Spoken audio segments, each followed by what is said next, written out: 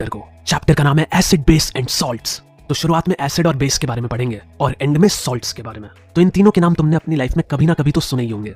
दोस्तों, दुनिया में जितने भी कंपाउंड्स हैं उनमें से कुछ एसिडिक नेचर के हैं तो कुछ बेसिक नेचर के। तो अपने इस नेचर के कारण कंपाउंड्स कुछ प्रॉपर्टीज पोजेस करते हैं। पहली प्रॉपर्टी है एसिड टेस्ट में सॉर यानी खट्टे होते हैं और बेसिस बिटर यानी कड़वे होते हैं। अब बात करते हैं इंडिकेटर्स की। इंडिकेटर्स वो चीज है जिनकी मदद से हमें पता चलता है कि दिया हुआ कंपाउंड एसिडिक है या बेसिक। इंडिकेटर्स भी दो तरह के होते हैं, नेचुरल यानी प्रकृति की देन और सिंथेटिक यानी मानव जाति की देन। तो नेचुरल इंडिकेटर्स में आते हैं लिटमस पेपर और टर्मरिक, और सिंथेटिक में आते हैं ये दो। ये शब्द बोलते हुए जरा सावधान, कहीं जीभ अकड़ ना जाए। इसे फेनोल्फथालीन बोला जाता है। तो इंडिकेटर्स एसिड या बेस के कांटेक्ट में आते ही रंग बदल लेते हैं। सर, अपने बेस्ट फ्रेंड की याद आ गई। क्या रंग बदले थे उसने। जैसे ही उसने एक लड़की पटाई, अब उसके पास टाइम ही नहीं है मेरे लिए। अबे वो दुखी आत्मा, ये जोक पिछले चैप्टर में यूज कर चुके हम। दोस्तों, हर इंडिकेटर एसिड के कांटेक्ट में एक कलर और बेस के कांटेक्ट में एक अलग कलर देता है। चलो अब मैं जल्दी से इसी चीज की टेबल बना देता हूँ। तो यार ये टेबल लर्न कर लेना। एक ऑल फैक्ट्री इंडिकेटर्स भी होते हैं। ये वाले एसिडिक या बेसिक मीडियम में अपनी स्मेल बदल लेते हैं। इसके एग्जाम्पल है ऑनियन, क्लोव और वेनिला। आगे बढ़ने से पहले मैं तुम्हें कुछ एसिड और बेस के नाम बता दूं जो बहुत ही ज्यादा यूज होने वाले हैं। एसिड्स में आएगा sulphuric acid, nitric acid, hydrochloric acid, carbonic acid, acidic acid. Base में आएंगे sodium hydroxide, magnesium hydroxide, aluminium hydroxide, calcium hydroxide और पोटेशियम हाइड्रोक्साइड। चलो अब कुछ जनरल रिएक्शन पढ़ते हैं। पहला है एसिड का रिएक्शन मेटल के साथ। तो इस रिएक्शन की जनरल इक्वेशन है acid plus metal gives salt plus hydrogen gas. ये इंपॉर्टेंट है, याद कर लो। अब एग्जाम में क्या होगा, वो तुम्हें एक स्पेसिफिक एसिड देंगे और एक स्पेसिफिक मेटल और बोलेंगे बताओ इनकी रिएक्शन से तुम्हें क्या प्रोडक्ट मिलेगा। और अगर पेपर बनाने वाले का दिमाग सनका हुआ होगा तो वो बोलेगा। उसके बाद उस इक्वेशन को बैलेंस भी करना। अब बात करते हैं कि प्रोडक्ट्स क्या मिलेंगे।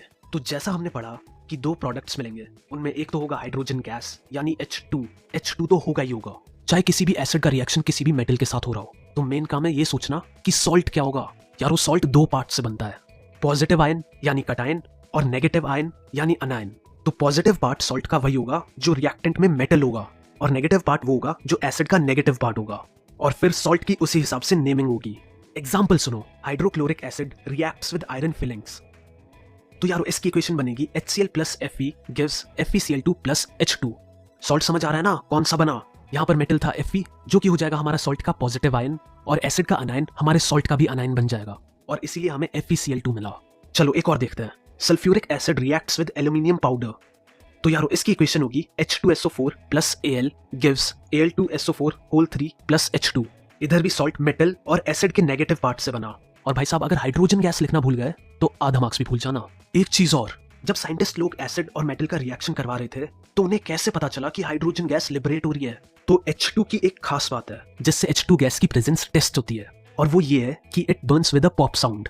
यानी जब हाइड्रोजन गैस फायर के कांटेक्ट में आएगी तो पट पट पट पट की आवाज आएगी। ऐसी आवाज तब भी आती है जब हम सर्दियों में किसी मासूम पर कोट डालकर उसे पीटते हैं।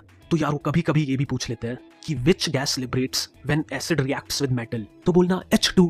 और फिर दूसरा क्वेश्चन होगा what is the test of presence of this gas. तो बोलना it burns with a pop sound.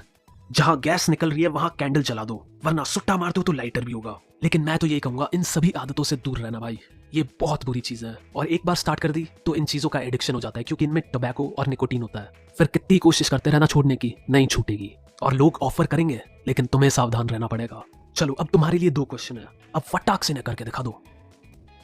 आओ, तो पहले का आंसर होगा H2SO4 plus Zn gives ZnSO4 plus H2, और दूसरे का आंसर होगा HCl plus Mg gives MgCl2 plus H2। तुरंत आना चाहिए दिमाग में, सब कुछ अभी अभी तो पढ़ा था। एक बात और, ये जो हमने एसिड और मेटल का रिएक्शन पढ़ा, इसमें एक दुनियादारी की बात भी हम सीखते हैं कि कभी अगर दही या खट्टी चीज जो कि एसिड है उसे कॉपर या ब्रास के कंटेनर में स्टोर नहीं करना चाहिए, क्योंकि यही रिएक्शन होगा और फिर उससे एक पॉइजनस सॉल्ट बनता है जो कि बहुत हार्मफुल होता है।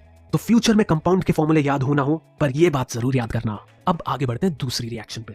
अब देखेंगे हम एसिड का रिएक्शन मेटल कार्बोनेट और मेटल हाइड्रोजन कार्बोनेट से। इससे रिलेटेड पहली बात ये कि एसिड का रिएक्शन मेटल कार्बोनेट से हो रहा हो या मेटल हाइड्रोजन कार्बोनेट से, दोनों ही केसेस में प्रोडक्ट हमेशा सेम आएगा। तो इस रिएक्शन की जनरल इक्वेशन है metal carbonate slash metal hydrogen carbonate plus acid gives salt plus carbon dioxide plus water. तो यार ये कोई नई चीज नहीं है, इसमें भी मेन काम यही है, सॉल्ट निकालना। एग्जाम में बोलेंगे कि फलाना एसिड को ढिनकाना मेटल कार्बोनेट से रिएक्ट करवाया गया, तो क्या कंपाउंड बनेंगे। तो 3 प्रोडक्ट बनेंगे भाई साहब, 2 तो फिक्स है, CO2 और H2O। बचा सॉल्ट। यहाँ पर भी सॉल्ट उसी मेथड से निकलेगा जैसे हमने एसिड और मेटल वाली रिएक्शन में निकाला था। जिसको मेथड याद नहीं आ रहा उसे वीडियो में 2 मिनट पीछे जाने की बिल्कुल जरूरत नहीं है, बल्कि उसे तो जूता गीला कर कर अपने माथे पर मारना चाहिए। ऐसे कैसे काम चलेगा भैया, अभी 2 मिनट पहले सिखाया था। एसिड का नेगेटिव पार्ट और मेटल का पॉजिटिव पार्ट दोनों को उठाओ और चिपका दो, मिल गया तुम्हें तुम्हारा सॉल्ट। चलो एग्जाम्पल देखो, Na2 plus CO3 plus HCl gives NaCl plus CO2 plus H2O। अगला example, NaHCO3 plus HCl gives NaCl plus CO2 plus H2O। तो यहाँ पे सॉल्ट कैसे बना? एसिड का हमने नेगेटिव पार्ट उठाया जो कि था Cl, और मेटल कार्बोनेट से हमने मेटल उठाया यानी उसका पॉजिटिव पार्ट जो कि था Na, और उन दोनों को आपस में चिपका दिया, मिला NaCl, और यही हमारा सॉल्ट है।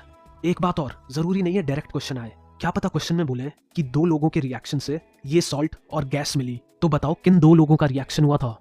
समझ रहे हो ना, सवाल उल्टा भी आ सकता है।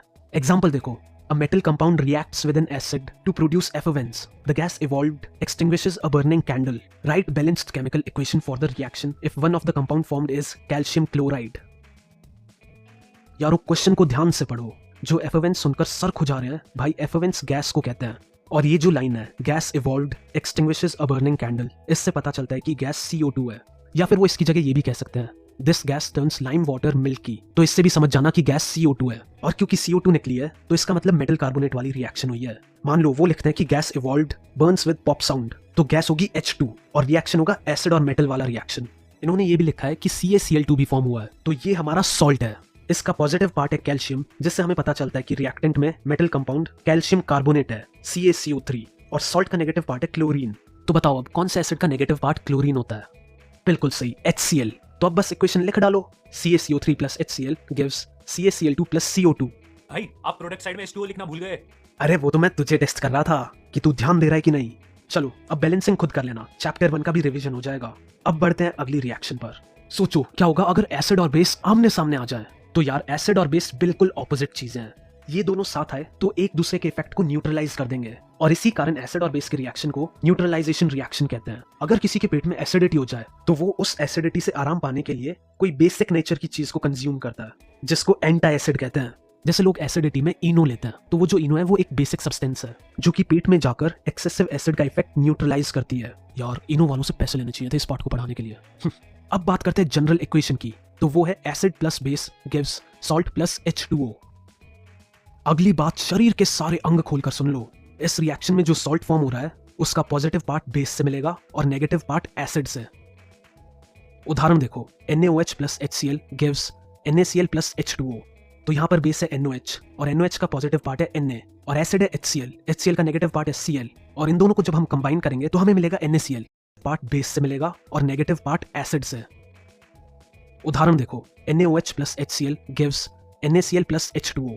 तो यहाँ पर बेस है NaOH और NaOH का पॉजिटिव पार्ट है Na, और एसिड है HCl, HCl का नेगेटिव पार्ट है Cl, और इन दोनों को जब हम कंबाइन करेंगे तो हमें मिलेगा NaCl जो कि होगा हमारा सॉल्ट। अब बात करते हैं reaction of metallic oxide with acid. भाई आज ही केमिस्ट्री में PhD कराओगे क्या? बहुत पढ़ा दिया, बाकी बाद में पढ़ा देना। सही बोल रहा है। तो जनता के आग्रह पर आज की कक्षा को यहीं समाप्त करते हैं और मिलते हैं अगले एपिसोड में।